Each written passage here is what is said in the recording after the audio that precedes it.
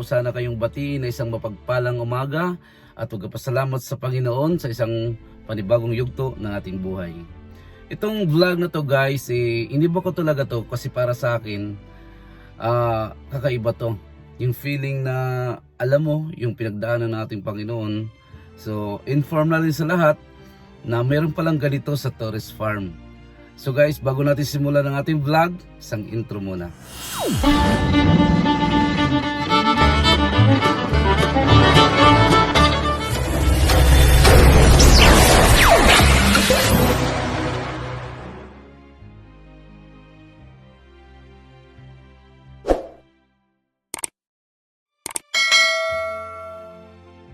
Dito po sa Torres guys, meron po Way of the Cross. So, paggunita po ng Semana Santa. So libutin po natin dito ulit yung lugar, hindi po lang Santa Village ang meron. Meron po dito Way of the Cross. Nakikita niyo po dyan. Andiyan po yung Jordan River.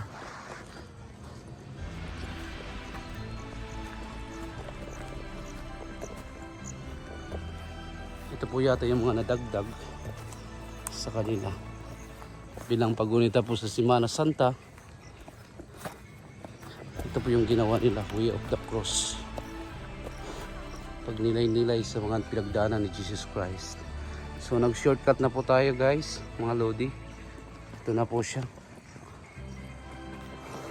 Yan.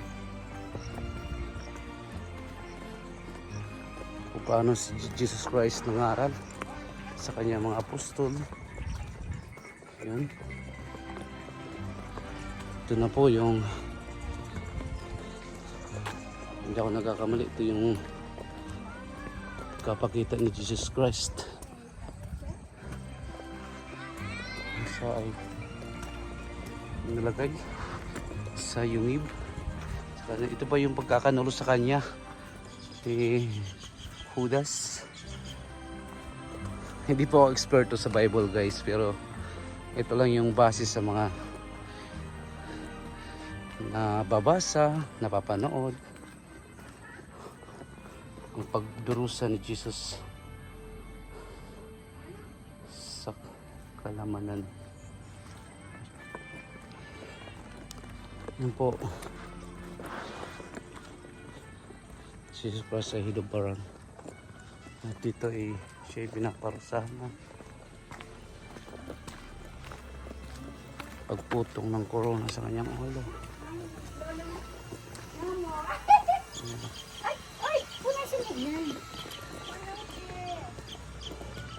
Ito naman yung pagpasan ng krus. Right guys, hindi natin malilibot lahat, no? Pero ito yung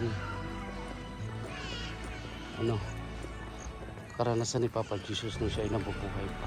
Ito yung pagpako sa kanya. Realistic. Pahirap sa kanya.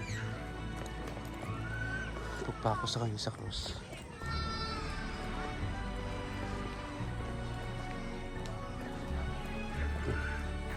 Tatlong pinako kasama si Papa Jesus.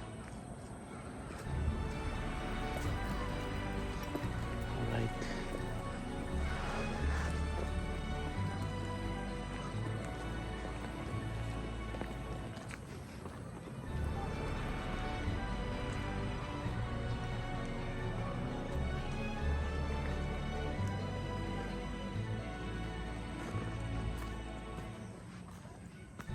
Kuha sa kanya sa cross, pagbibihis,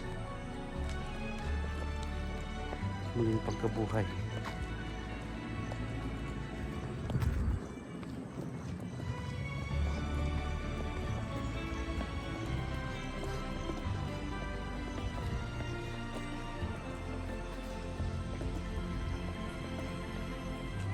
Yan.